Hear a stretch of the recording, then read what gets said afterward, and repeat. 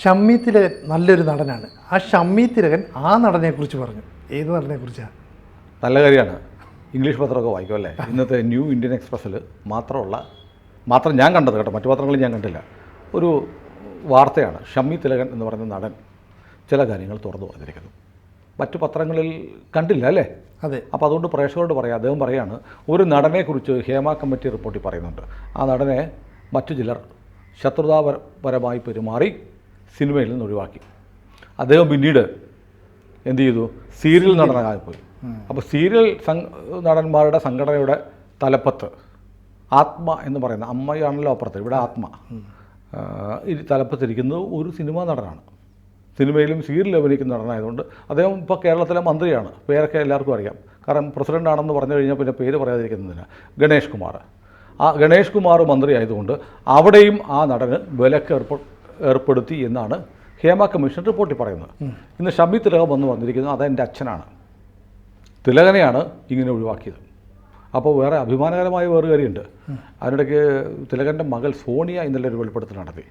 അച്ഛൻ ഇങ്ങനെ പുറത്താക്കപ്പെട്ടപ്പോൾ അച്ഛൻ്റെ പ്രശ്നമൊക്കെ പരിഹരിച്ച് തരാം എന്നും പറഞ്ഞ് സ്നേഹപൂർവ്വം ഒരാൾ വിളി തുടങ്ങി. പിന്നീട് വർത്തമാനത്തിൻ്റെ ടോണൊക്കെ മാറി എന്ന് പറയുന്ന സോണിയുടെ ഇൻ്റർവ്യൂ ഉണ്ട്. അതല്ല എനിക്ക് അഭിമാനം തോന്നി. അതിനകത്ത് സോണിയ പറഞ്ഞു, ആ വീഡിയോ കൂടെ നമുക്ക് ഇവിടെ കാണിക്കാം. ചിന്താമണി കൊലക്കേസ് എന്ന സിനിമയിലേക്ക് ശ്രീ സുരേഷ് ഗോപിയാണ് അച്ഛനെ സജസ്റ്റ് ചെയ്തത്.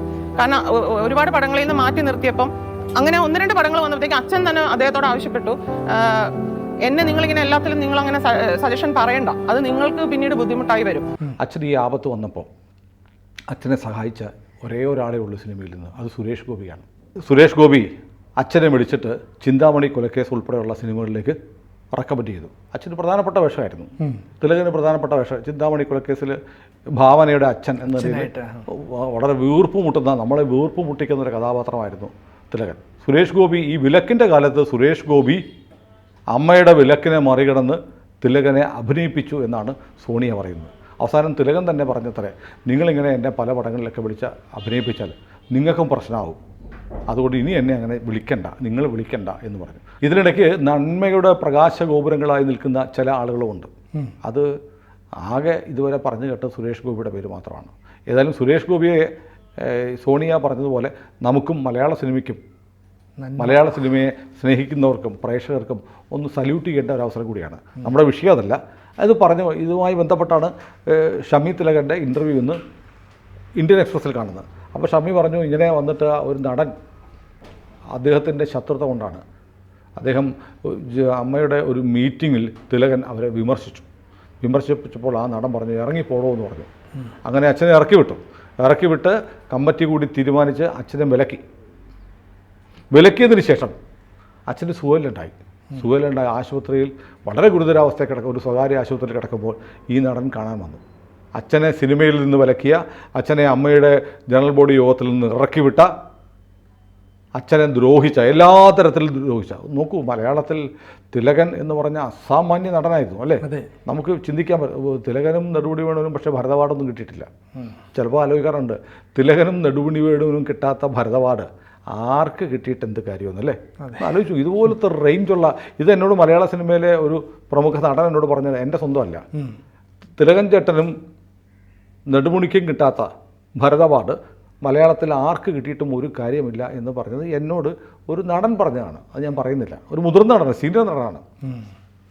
അദ്ദേഹം ഇപ്പോഴും ഇടയ്ക്കിടയ്ക്ക് അഭിനയിക്കുന്നൊക്കെ ഉണ്ട്. അത് ഞാൻ പേര് പറയുന്നത് അദ്ദേഹത്തിന് ദോഷമാവും എന്നുള്ളത് ഞാൻ പറയുന്നില്ല. അങ്ങനെ ഉള്ള തിലകനെ സിനിമയിൽ നിന്ന് നിഷ്കാസനം ചെയ്തു, അപമാനിച്ചിറക്കി വിട്ടു. എത്ര കാലം ആ മഹാനടൻ സിനിമയില്ലാതെ വീട്ടിലിരുന്നു?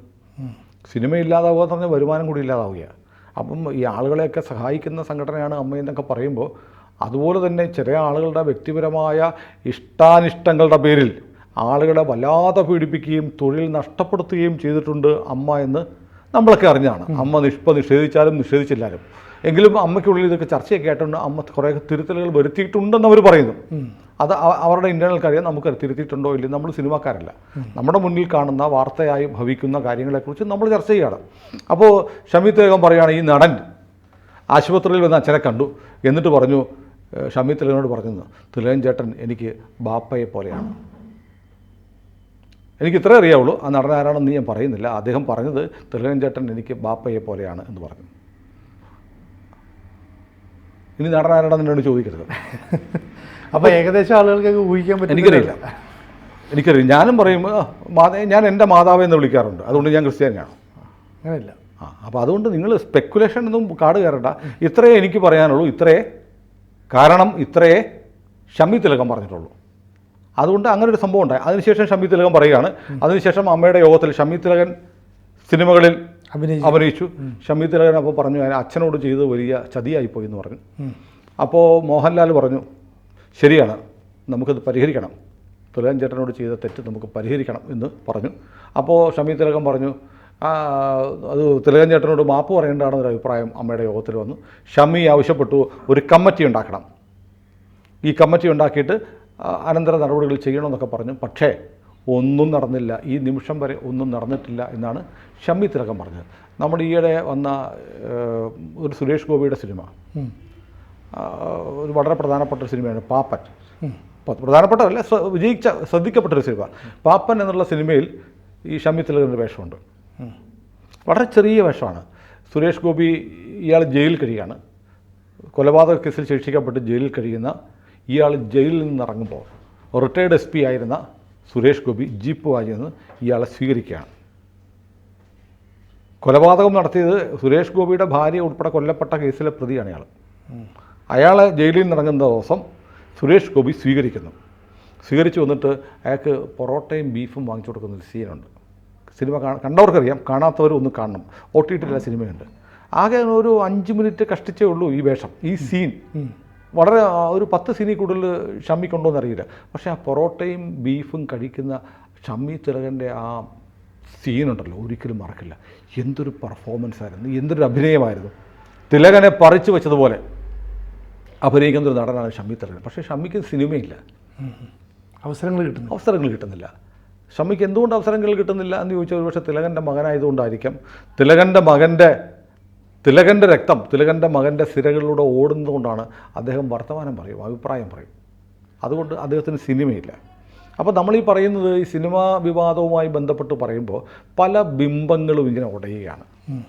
ഇതിനൊക്കെ പ്രധാനപ്പെട്ട ഒരു കാര്യം എന്ന് വെച്ചാൽ, ഇത് കാടടച്ച് വെടിവെക്കുന്നത് പോലെ എല്ലാവരെയും ഇങ്ങനെ ഒരു ബ്ലാങ്കറ്റായിട്ട് വിമർശിക്കാതെ ഇതിനകത്ത് കുഴപ്പക്കാരുണ്ടെങ്കിൽ അവരെ പോയിൻ്റ് ഔട്ട് ചെയ്ത് അവരെ ശിക്ഷിക്കാനോ, സിനിമയിൽ നിന്ന് ക്രിമിനൽസ് ആണെങ്കിൽ, കാരണം സ്ത്രീകളെ ഉപദ്രവിക്കുന്നവർ, ബലാത്സംഗം ഇത് സമ്മതമില്ലാതെ നടത്തുന്ന ഒരു ട്രസ്പാസ്, സമ്മതമില്ലാതെ സ്പർശിക്കുന്ന പോലും ഒരു ട്രസ്പാസാണ് അത്. ദാറ്റ് എമൗണ്ട് ടു റേപ്പാണ്, അല്ല 354 എങ്കിലും വരും IPC. അത് ക്രിമിനൽ കുറ്റമാണ്. അങ്ങനെയുള്ള ക്രിമിനലുകളുണ്ടെങ്കിൽ, മയക്കുമരുന്നിന് അഡിക്റ്റ് ആയിട്ടുള്ളവരും മയക്കുമരുന്നിൻ്റെ പ്രചാരകരും ഉണ്ടെങ്കിൽ ഇതെല്ലാം ക്രൈമാണ്. ഈ ക്രൈം ചെയ്യുന്ന ആളുകൾ സിനിമയിലുണ്ട് എന്ന് പറഞ്ഞിട്ട് അവരാരാണെന്ന് പറയാതിരിക്കുന്നത് ഈ സിനിമാ മേഖലയിലുള്ള മുഴുവൻ പേരെയും അപകീർത്തിപ്പെടുത്തലാണ്. അത് വളരെ പ്രധാനപ്പെട്ട കാര്യമാണ്. പിന്നെ അതിനകത്ത് ഒരുപാട് ചതികളുടെ കഥ പറയുന്നുണ്ടല്ലോ. WCC എന്ന് പറഞ്ഞൊരു സംഘടന ഉണ്ടായത് ഒരു നടിയെ പീഡിപ്പിക്കപ്പെട്ടു എന്നുള്ള ആരോപണത്തെ തുടർന്നാണ്, അല്ലെങ്കിൽ കേസിനെ തുടർന്നാണ്. ആ കേസ് ട്രയലായിട്ടില്ല, ആ കേസ് നടന്നുകൊണ്ടിരിക്കുന്നു. ഇവിടെ അതിനുശേഷം ഈ WCC ഉണ്ടാക്കിയ പ്രധാനപ്പെട്ട നടി WCC വിട്ടുപോയി. എന്നിട്ട് ഈ നടി സിനിമയിലൊന്നും ഒരു കുഴപ്പമില്ല എന്ന് പറയുന്നത് നമ്മൾ കണ്ടു. അപ്പോൾ ഇതാകെ കൂടെ ഒരുമാതിരി അവിയൽ പരുവത്തിൽ കറങ്ങിക്കിടക്കുകയാണ്. അതിനിടയ്ക്കാണ് ചില ആളുകളെ നമുക്ക് ഹാൻഡ് പിക്ക് ചെയ്യാൻ പറ്റും, അത് ഇന്നയാളാണ് എന്ന് നമുക്ക് തിരിച്ചറിയാൻ പറ്റും. അയാളുടെ അത്തരം ചില പരാമർശങ്ങൾ, ചില അനുഭവങ്ങൾ, ചില സംഭവങ്ങൾ എല്ലാം കൂടെ എടുക്കുമ്പോൾ ഒരു ടോർച്ച് ലൈറ്റ് അടിച്ച് നോക്കിയാൽ ചില മുഖങ്ങൾ തെളിഞ്ഞു വരുന്നുണ്ട്. പക്ഷേ ഒരു ഇൻഡസ്ട്രി, സിനിമ എന്തുകൊണ്ടാണ് ഞാൻ പറയട്ടെ, സിനിമ ഇല്ലാതായാൽ നമുക്ക് എന്തെങ്കിലും സംഭവിക്കുമോ? സാധാരണ ഇതിലൊന്നും സംഭവിക്കില്ല. വെള്ളം നിലച്ചു പോയാൽ നമുക്ക് ജീവിക്കാൻ പറ്റില്ല, ഭക്ഷണം ഇല്ലാതായി ജീവിക്കാൻ പറ്റില്ല, വായു ഇല്ലാതായി ജീവിക്കുക. മലയാള സിനിമയല്ല, സിനിമ എന്ന് പറയുന്ന പരിപാടി ഇനി ലോകത്തില്ലാതായാൽ ഒരു ചുക്കും സംഭവിക്കാനില്ല, ഒന്നും സംഭവിക്കുമ്പോൾ നമ്മുടെ ജീവിതമൊക്കെ സാധാരണ രീതിയിൽ അങ്ങ് മുന്നോട്ട് പോകും. അപ്പോൾ സിനിമ എന്ന് പറയുന്നത് നമ്മുടെ ഒരു എൻ്റർടൈൻമെൻറ്റിന് വേണ്ടിയിട്ടുള്ളതാണ്, നമ്മുടെ അനിവാര്യമായ വസ്തുതയൊന്നുമല്ല. സിനിമ അനിവാര്യമായ വസ്തുത ആർക്കാണെന്നറിയോ? സിനിമ നടന്മാർക്കാണ്, സിനിമയിലെ ജീവിതത്തിലെ തൊഴിലാളികൾക്കാണ്. അത് ലൈറ്റ് ബോയ് മുതൽ കാർ ഡ്രൈവർ മുതൽ മുകളിലേക്കുള്ള സൂപ്പർ താരം വരെയുള്ള നടന്മാർക്കാണ് സിനിമയുടെ ആവശ്യം. പ്രേക്ഷകൻ ഈ മണ്ണാങ്കട്ട ഇല്ലെങ്കിൽ ഒരു പിണ്ണാക്കം സംഭവിക്കാനില്ല. പക്ഷെ അതവർ തിരിച്ചറിയുന്നില്ല. ഈ ചില ആളുകളൊക്കെ ഈ നമ്മൾ ഈ സിനിമ കണ്ട് വെള്ളിയാഴ്ച കൊണ്ട് തിയേറ്ററിൽ കൊടുക്കുന്ന കാശ് കൊണ്ടാണല്ലോ സിനിമാ മേഖലയിലെ സകലരും ജീവിക്കുന്നത്. ഇവരിൽ പലരുടെയും ഭാവം എന്താണ് ജനത്തോട്? വളരെ പ്രധാനപ്പെട്ടതല്ലേ?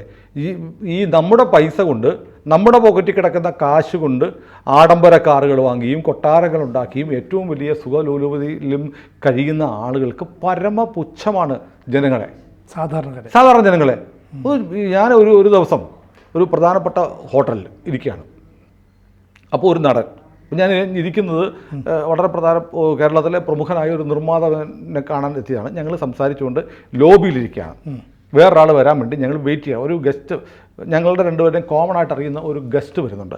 അദ്ദേഹത്തെ സ്വീകരിക്കാൻ വേണ്ടി മലയാളത്തിലെ പ്രമുഖനായ ഒരു നിർമ്മാതാവും ഞാനും കൂടെ ഗ്രാൻഡ് ഹയാത്തിൽ ലോബിയിലിരിക്കുന്നു.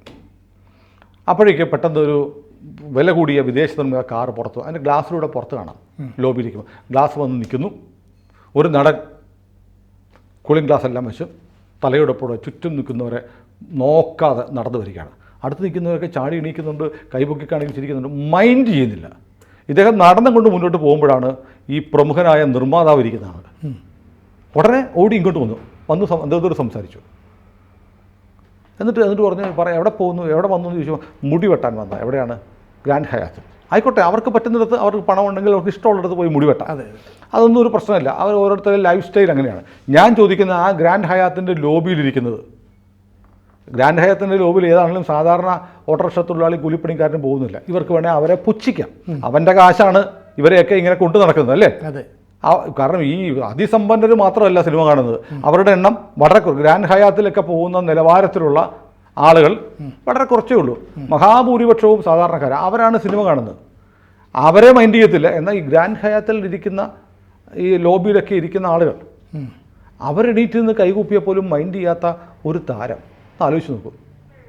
ഇതാണ് സിനിമ എന്ന് പറഞ്ഞാൽ ഞങ്ങളെല്ലാത്തിനും മുകളിലാണ്, ഞങ്ങൾ അവസാന വാക്കാണെന്ന് ധരിച്ചു വെക്കുന്ന കുറേ ആളുകളുണ്ട്. എന്നാൽ അങ്ങനെയൊന്നുമില്ല. ഡൗൺ ടു എർത്തായിട്ട് ആളുകളുമായി ഇടപെടുന്ന, ആളുകളുടെ പ്രശ്നങ്ങളിൽ പരിതപിക്കുന്ന, ഖേദിക്കുന്ന, വ്യസനിക്കുന്ന, അവരെ സഹായിക്കുന്ന ഒരുപാട് പേരുണ്ട്. ഇപ്പം നോക്കൂ, മമ്മൂട്ടിയാണെങ്കിലും മോഹൻലാലും ഒക്കെ ആണെങ്കിലും അവരെന്തെല്ലാം കാര്യങ്ങൾ ചെയ്യുന്നുണ്ട്. സമൂഹത്തിന് വേണ്ടി ഒരുപാട് കാര്യങ്ങൾ ചെയ്യുന്നുണ്ട്. ഇപ്പം ഇതുണ്ടായിട്ട് ഈ വയനാട് ദുരന്തം ഉണ്ടായപ്പോൾ എത്രയോ ആളുകൾ സഹായിച്ചു, അല്ലേ? സിനിമാ രംഗത്തുള്ളവരോട്. എന്താ ഒന്നും ചെയ്യാത്തവരുണ്ട്. അപ്പോൾ എന്ത് വന്നാലും ഞങ്ങൾക്കൊന്നും ബാധകമല്ല, ഞങ്ങൾ അടിച്ചു പൊളിച്ച് ജീവിക്കും എന്ന് കരുതുകയും തങ്ങളെ നിലനിർത്തുന്ന, തങ്ങളെ തീറ്റിപ്പോറ്റുന്ന കേരളത്തിലെ ജനങ്ങൾ അല്ലെങ്കിൽ ലോകത്തിലെ ജനങ്ങൾ ഞങ്ങൾ അടുത്ത 2 മാസം സിനിമ കാണുന്നില്ല എന്ന് തീരുമാനിച്ചാൽ അപ്പോൾ അറിയാൻ കഥ. അപ്പോൾ പണ്ടൊരു സിനിമയിൽ ശ്രീനിവാസൻ പറഞ്ഞത്, ഒരു മാസം തട്ടി മുട്ടി പോവാൻ എത്ര വേണം? 2 കോടി രൂപ, 3 കോടി രൂപ എന്നൊക്കെ പറയുന്ന പോലെ ജീവിക്കുന്ന ആളുകൾ, ആ ജനങ്ങൾ കൂടിയിരുന്ന് ഇനി സിനിമ കാണുന്നില്ല എന്ന് തീരുമാനിച്ചാൽ അന്ന് കഴിയും കഥ. ജനങ്ങളുടെ പണിയെടുത്ത് വിയർപ്പൊഴുക്കി ഉണ്ടാക്കുന്ന പൈസയുടെ ഒരു വിഹിതം പറ്റി ജീവിക്കുന്നവരാണ്. ജനങ്ങൾക്കൊന്നും കിട്ടുന്നില്ല സിനിമ കണ്ടിട്ട്. അല്പനേരം കുറേ എൻ്റർടൈൻമെൻറ്റ്, അല്ലേ? പക്ഷേ ജനങ്ങളിൽ നിന്ന് കിട്ടുന്നോ? അസറ്റാണ്, സ്വത്താണ്, സമ്പത്താണ്, അല്ലേ? ജനങ്ങളുടെ അധ്വാനത്തിൻ്റെയും വിയർപ്പിൻ്റെയും ഫലം കൊണ്ട് ജീവിക്കുന്നവരാണ് സിനിമക്കാർ. അതുകൊണ്ട് ജനം വിമർശിക്കും, ജനം ഓഡിറ്റ് ചെയ്യും. ഇപ്പോൾ എന്നോട് ഇന്നലെ ഒരു സിനിമാക്കാരൻ പറഞ്ഞാണ്, ഈ ആളുകൾക്ക് എന്താ സിനിമക്കാർ എങ്ങനെയും ജീവിക്കട്ടെ എന്ന്. അങ്ങനെ പറ്റില്ല.